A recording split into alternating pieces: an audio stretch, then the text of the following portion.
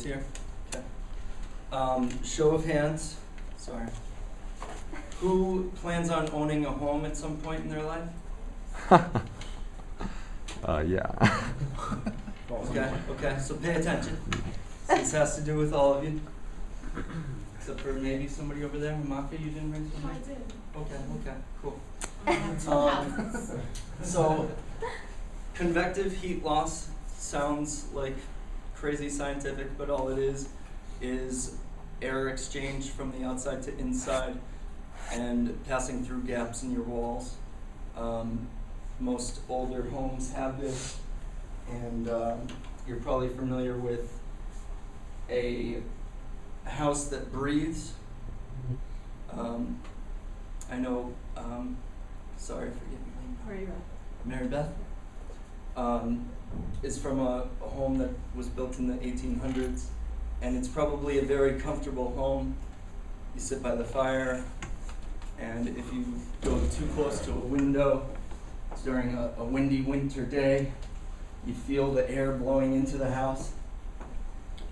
And this can be really comfortable, but to make up for that, you're using a lot of energy. Whether it's electricity, gas, oil, or biomass, which is basically logs in your fire. So this is just an illustration of common air leaks in a house and how it happens. You have your cold winter winds blowing in there, and heat wants to rise. It's not so much that heat wants to rise, it's that cold air weighs less than warm air. So cold air finds its way below warm air, and if warm air can escape through the ceiling joists, it will. So what do we do about this? There's 3 ways we can prevent this from happening as much as it does anyway. One is just caulking. One is taping, and one is sealing with a foam insulation that seals. Caulking, C-A-U-L-K, ladies and gentlemen, is something that not everybody's good at right away. It's something you can practice as a homeowner, or you can hire out with somebody. But it's really important in the ceiling joists where the panels, which are usually drywall in a home, meet, because at the seams is where the air can pass through. And if you practice, you can become a caulksmith like me. This is a guy using the probably 1G foam, that's called. That's a $90 gun that uses these cans. You've probably seen the cans at Home Depot called Great Stuff. It's pretty much the same product. And okay, so this is the scary and important part about this, is what's great about those houses that leak or houses that breathe is that you're letting a lot of contaminants, humidity, CO2 escape through the house when you're doing that.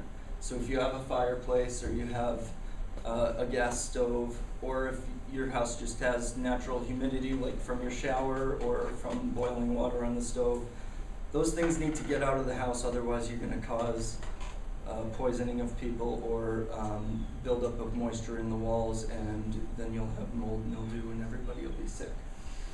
So this picture right here is a blower door, and it's a way of testing how much air comes in and out of a house through these passageways. And basically it tells you the amount of cubic feet or cubic meters of air that pass through the house in 1 hour. So it gives you a rate. If that rate is 0.3 or less air changes per hour, which means like the cubic feet of air in your house complete changes over 0.3 times per hour or less, you're in danger of added moisture and having problems. So I'm not telling you not to seal the house below that point. I'm telling you that if you do seal the house that well, you need to add ventilation. This picture is a heat recovery ventilator, so it's a way of not losing the energy you're putting into your house while you circulate the air and get some of those contaminants out.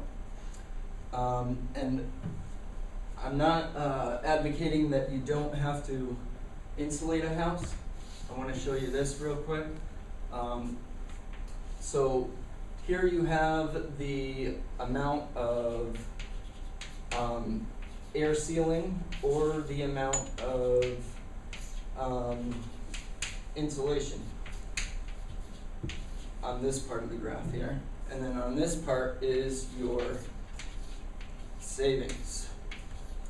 So insulation, when you go from no insulation to some insulation, your savings changes significantly here.